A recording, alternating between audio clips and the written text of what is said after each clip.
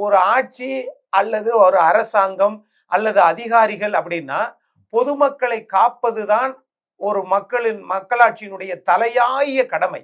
அந்த கடமையிலிருந்து திராவிட முன்னேற்ற கழகம் மே மாசம் 7ஆம் தேதி 2021 ஆட்சிக்கு வந்ததிலிருந்து அது 10 வருஷம் ஆட்சியில் இல்லாததுனால புதுசா வந்ததிலிருந்து ஒரு 3 மாத காலம் சிறப்பாக பயணம் செய்தார் தமிழ்நாட்டின் மாண்புமிகு முதலமைச்சர். அவ்வளவுதான். 2022 தஞ்சாவூர்ல அந்த தேரு தீ விபத்து ஏற்பட்டு 11 பேர் செத்தாங்க. 2023 மரக்காணத்துல கள்ளச்சாராயம் குடிச்சு 22 பேர் செத்தாங்க. 2024 கள்ளக்குறிச்சியில 68 பேர் கள்ளச்சாராயம் குடிச்சு செத்தாங்க.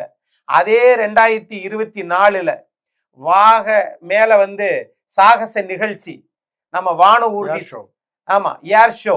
அது என்னன்னா, அதுல என்ன வேதனைன்னா, ஏர் ஷோ மத்திய இதுல இருந்தாலும், மத்திய அரசின் கீழே இயங்கினாலும், அன்றைக்கு தமிழ்நாட்டினுடைய முதலமைச்சர் மாண்புமிகு மு.க. ஸ்டாலின் அவர்கள் தலைமையில் நடந்த ஏர் ஷோ 5 பேர் செத்தாங்க. 20 ஆண்டுகளுக்கு முன்னால நடந்துச்சு. அம்மையார் ஆளுமை மிக்க தலைவர் ஜெயலலிதா அவர்கள் இதே மாதிரி நடத்துனாங்க. என்னன்னா, அன்னைக்கு காலையில 6 மணியில இருந்து 10 மணியோட முடிச்சுட்டாங்க. இவங்க நல்லா வெயில் அடிக்கும் போது நடத்தினாங்க. அதனால தண்ணியும் இல்ல, வெயிலும் அடிச்சிச்சு, சூரியனே காப்பாத்தாம சுட்டெரிச்சு 5 பேர் செத்து போயிட்டாங்க.